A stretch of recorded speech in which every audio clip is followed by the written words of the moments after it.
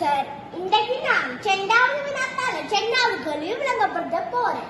ஒரு வருடத்தின் 2 மாதங்களின் கூட்டுத்தொகை 58 ஆகும். அவ்விரு மாதங்களில் ஒன்றாக இடம்பெறாத மாதம் எது?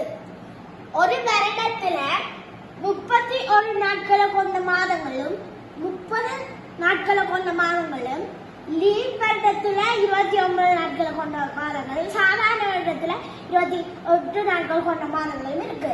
29 அல்லது 28 நாட்களை கொண்ட மாதம் மாசி.